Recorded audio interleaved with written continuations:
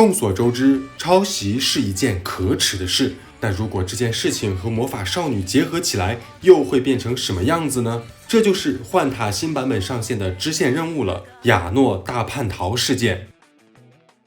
小峰先帮大家简单回顾一下这条支线。在9域，我们收到了布洛威的球员信息。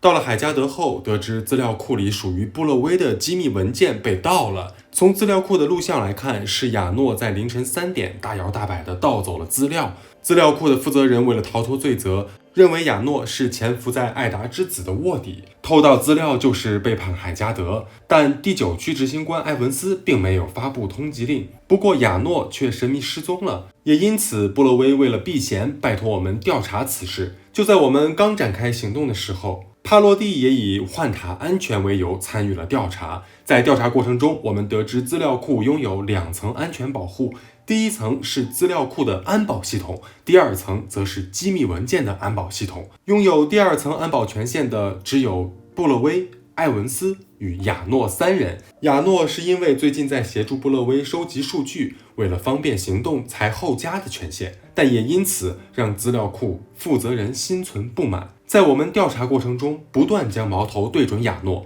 向我们透露了亚诺正在调查拟态部门的2名成员，很可能是卧底的同伙。为了理清思路，我们重新与布洛威会合，并在他的提示下，认为第2层安保系统出了问题。刚好帕洛蒂也参与了第2层系统的研发，于是帕洛蒂负责排查安保问题，我们则在布洛威的办公室寻找线索，但我们却错过了最关键的线索，放在柜子上的机密文件。好在帕洛蒂有了成果，发现安保系统被人做了手脚，亚诺的身份认证和盗窃者的身份认证调换了，这样盗窃者也可以通过认证。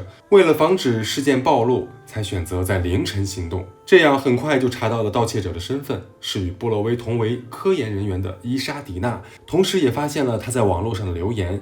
先是在网上对布洛威的不满与谩骂，然后有神秘人以总部人员的名义私信了伊莎迪娜，哄骗他布洛威的项目是抄袭了他的成果。海加德第9区存在徇私舞弊的情况，并表示可以帮助伊莎迪娜报复布洛威。报复的计划也就是我们正在调查的亚诺叛逃事件。到此我们可以看出，这一切都是伊莎迪娜在神秘人的帮助下，利用亚诺的拟态做出的盗窃事件，并以此栽赃给亚诺，让亚诺成了叛徒。相信亚诺的布洛威也因为包庇叛徒成了众矢之的，这就是伊莎迪娜的报复了。但事实真的是这样吗？实际上布洛威确实剽窃了伊莎迪娜的大量成果，而这一切也都是亚诺搞的鬼。要搞清楚这一切，就要弄清楚伊莎迪娜究竟是谁。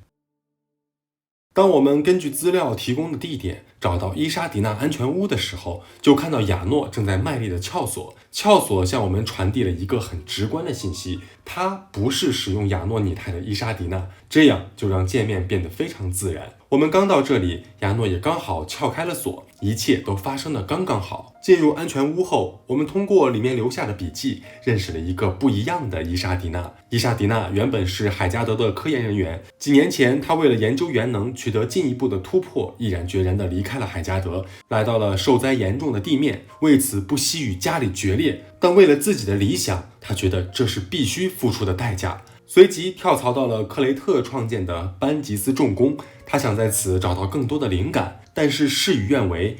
由于地面资源的贫瘠，只有最优秀的计划才被列入考虑。他的研究可谓是处处碰壁，并且处处妥协，但他并没有因此气馁，始终坚信自己能够获得突破，闯出自己的一片天地，到时就可以让家里人刮目相看了。不过事情并没有那么顺利，地面上的资源、技术和设备都很匮乏，很多完美的计划也会因为现实问题搁浅。因为地面上的人们并不相信海加德，所以进步极其缓慢。伊莎迪娜只能无奈地接受现实，只是在她的内心深处依旧相信有一天自己会拿出成果，让母亲亲眼见证自己的成功。终于3年之期到了，她可以回归海加德了。可是此时的海加德内部已经变了格局，天才布洛威横空出世，得益于海加德的海量资源，短短时间内便站到了亚夏科技的巅峰。事业受挫，家世也不乐观，他的母亲已经不在了。重回海加德的他，非但没能让家人刮目相看，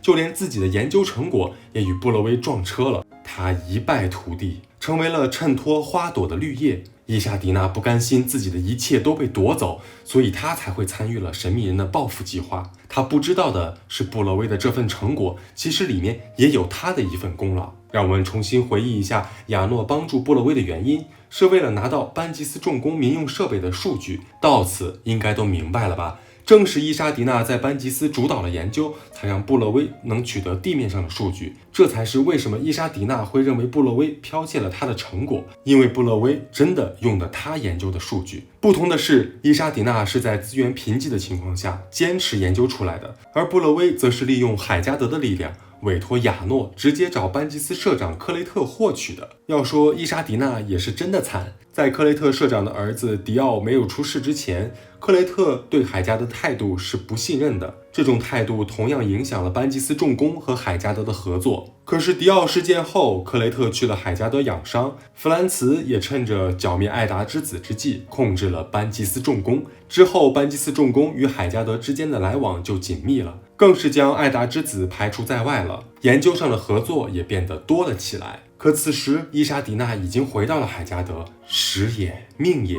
运也，正是这些因素才让伊莎迪娜成了疯狂的复仇家。她实际上是真的有能力的，成为叛徒可以说是形势所迫，但更是因为一个人的算计。当布勒威沉浸在特赦的快乐中时，却不知道自己已经被盯上了。想必很多人都觉得这是一个整活 PV， 但其中却已经埋藏了伏笔。在这里决定了布勒威的研究项目，也就是幻塔疏能结构改良应用至民用设备可行性研究。这次的课题还是学你以前这份幻塔疏能结构改良应用至民用设备可行性研究吧。而决定这个项目的原因，是因为他的魔法项目没有通过。之所以没有通过，是因为亚诺的推波助澜。现在看来，这一切都不是巧合。从亚诺接近布勒威，到布勒威决定研究项目，再到研究项目开始收集数据，这些背后都有亚诺的影子。让我们重新回到剧情。在查看完伊莎迪娜的日记后，我们知道了她曾经也是个有理想的人，但终被现实所改变了。双方开始交换情报，从亚诺口中我们可以得知，他是因为得到内部有艾达之子卧底才展开调查的，消息来源却是未知。之后他便注意到了伊莎迪娜与拟态部门的2个卧底来往密切。可真的是这样吗？在我们见到伊莎迪娜后，他只说自己是遵循安排，用亚诺的拟态盗走了资料。亚诺说的书信往来和见面都未提及。在双方交换情报后，亚诺透露他知道卧底何时何地接应伊莎迪娜。主角果然心急如焚，不快点的话，资料就被带走了。可是亚诺一点都不着急，因为机密资料早就被调包了。亚诺提出让我们处理伊莎迪娜，为了防止我们起疑心，他还特意说了神秘人可能会现身。这里的做法一样不符合人设，究竟是伊莎迪娜的见面更有戏剧性，还是抓捕2个卧底更有戏剧性呢？那肯定是与伊莎迪娜的见面，很可能还会碰到神秘人。亚诺口口声声说要看好戏，结果却自愿去处理卧底，这里的安排一样令人生疑。在我们见到伊莎迪娜后，他先是把我们认成了神秘人，可见神秘人没有以真身与他见面过。具体猜测可以看上一期视频。伊莎迪娜并不傻，她知道网络上与她私信的人可能不是总部的人，但那又能怎么样呢？她只是想报复布勒威。从她的角度来看，就是布勒威夺走了她的一切。不仅如此，她也嫉妒布勒威的天赋，嫉妒布勒威的人脉，更加嫉妒布勒威的快乐。当他因为各种现实的问题无法推进研究的时候，布勒威却有埃文斯的帮助，一路开绿灯，经费给足，技术加倍，这对科研人员简直是天堂。他曾经也有过这样的生活，但他却为了理想放弃了，甚至因此错过了孝敬母亲。可是他不知道，正是他为了理想来到了班吉斯，才有了布勒威的数据，才能让研究有了结果。这一切就是这么的戏剧。同样的研究，一个人沦为叛徒，另一个人却受人追捧。伊莎迪娜只能交出偷的资料。更戏剧的一幕出现了，伊莎迪娜交出的机密资料被亚诺调包了。这一切都是一场乌龙。就算没有我们的调查，机密资料也不会失窃。但这件事情真的这么简单吗？谁才是背后的赢家呢？别看小峰洋洋洒洒写了近万字，头头是道分析亚诺是卧底，可可是依旧定不了他的罪，一直到现在都没有决定性的证据能证明亚诺是卧底。不管是推理、猜测还是脑洞、猜想，这些都没法作为证据。那我们就只能换个思路去分析既得利益者在这场乌龙事件中谁才是最大的受益者。首先排除资料库负责人，然后是伊莎迪娜和2个卧底，还剩下4个人：埃文斯、帕洛蒂、布勒威、亚诺。这次事件，埃文斯也算受益的一方，可以将方案先拿到9狱去做实验，碎了他把9狱当实验场的想法。2个卧底被除掉了，对海加德第9区而言也是好事。再说帕洛蒂在此次事件中得知了第9区安保有漏洞，还察觉到了总部有被渗透的危机，神秘人就是以总部的名义出现的，这也是帕洛蒂中途离开的缘由，想必也是去调查总部是不是真出问题了。接着是布勒威，对布勒威而言，机密文件并没有被盗，但因为伊莎迪娜的文件被取走了，他的研究也受到了影响。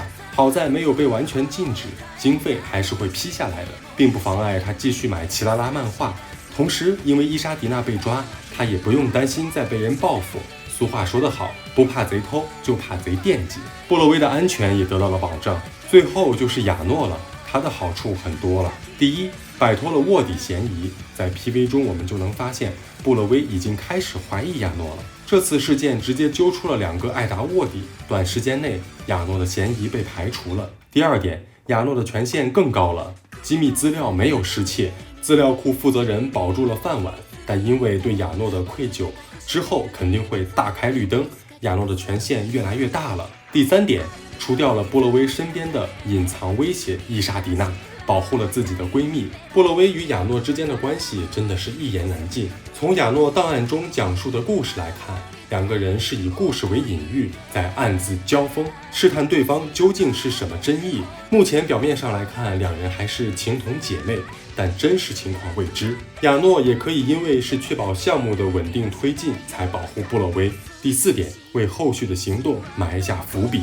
亚诺的拟态数据已经泄露了，那么以后如果再次出现亚诺盗窃，第一时间也会怀疑是不是拟态又被利用了。这种认知会给亚诺未来的行动创造便利。第5点，阻止了幻塔民用项目的推进。虽然布勒威的文件没有泄露，但是伊莎迪娜的研究被艾达之子取走了，这同样让项目无法在亚夏继续，阻止项目的目的一样达到了。通过这次乌龙事件，也刚好应验了主角说的话，如果亚诺是卧底，那么为了长期利益，这些好处就都是长期利益了。但是就像小峰说的，别看分析了这么多，没有一个证据是能为他定罪的，这可能就是亚诺的魅力所在吧。不过这次的乌龙事件也留下了神秘人这个线索，亚诺要想把戏做全，势必要再牺牲一个棋子，就像拟态部门的2卧底一样，说抛弃就抛弃了，2人的生死也是个谜。果然与人斗，其乐无穷。幻塔在尔虞我诈、勾心斗角这方面，文案一直很稳定，希望到了 4.0 能有更亮眼的表现吧。本期就到这里，关注小峰，带你体验不一样的幻塔。